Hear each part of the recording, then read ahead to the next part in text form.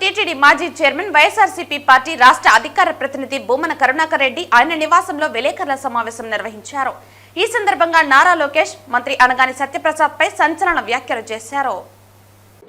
నీచపు పోకడలన్నీ చూసినటువంటి తిరుపతి ప్రజలు ఇప్పటికే చంద్రబాబు గారి పాలన మీద రాష్ట్రమంతా వ్యతిరేకంగా ఉన్నారు. ఇలాంటి గబ్బు చేష్టలు చేస్తే మరింత వ్యతిరేకము తెచ్చుకుంటారు. మీ పార్టీ నాయకులకే నష్టం. రేపు ఎన్నికలు జరిగినా కూడా నష్టపోయేది వీళ్లు స్థానిక నాయకులు. మీరు లోకేష్ దగ్గర మార్కులు కొట్టుకుంటారు. అన్నా సత్యన్న బ్రహ్మాండంగా చేసినావని తమ్ముళ్ళందరూ నాశనం అయిపోతారు. ఇక్కడ పార్టీలో కునారెళ్లిపోయేటువంటి పరిస్థితి వస్తుంది. సత్యప్రసాద్, నువ్వు ఇలాంటి రాజకీయాలు చేస్తున్నప్పటికీ ఆంధ్రజ్యోతి పత్రిక నీవు ఎలాంటి వాడివి అన్నది నగ్నంగా రోడ్డులో నిలబెట్టింది నిన్ను. రేపు నీ నియోజకవర్గంలో పరిస్థితి కూడా అంతే. మావోడేంది ఒట్టి పేకాటలకే పరిమితం అనుకున్నామే, మావాడు పేకాటలను మించి ఇంకా చాలా చాలా చేష్టలున్నాయి ఇతనికి అని ఆంధ్రజ్యోతి పత్రిక రాసింది. తిరుపతిలో కూడా ఇంత నీచపు రాజకీయాలకి తెరతీసినాడా అని మీ నియోజకవర్గంగా ప్రజలు కూడా మిమ్మల్ని అసహించుకుంటారు. ధైర్యంగా ఉండమని వైఎస్ఆర్ కాంగ్రెస్ పార్టీ కార్పొరేటర్లకు అందరికీ విజ్ఞప్తి చేస్తున్నాం. మేం పోరాటం చేస్తాం.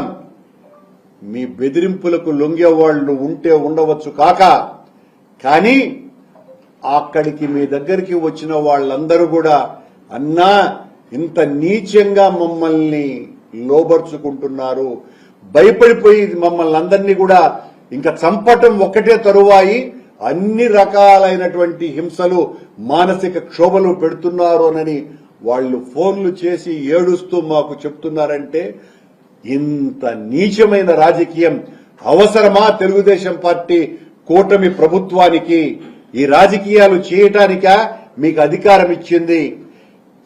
ఇళ్లు కూలగొడుతున్నారు, అపార్ట్మెంట్లు కూలగొడుతున్నారు, కూలగొడతామని బెదిరిస్తున్నారు, రేపు ఓటింగ్కే రానివ్వమని పోలీసు వాళ్ళందరినీ కూడా రేపు మీరు వాడిని అరెస్ట్ చేయకపోతే వీడిని అరెస్ట్ చేయకపోతే మీ కథ చూస్తామని పోలీసు వాళ్ళని కూడా బెదిరిస్తున్నారు.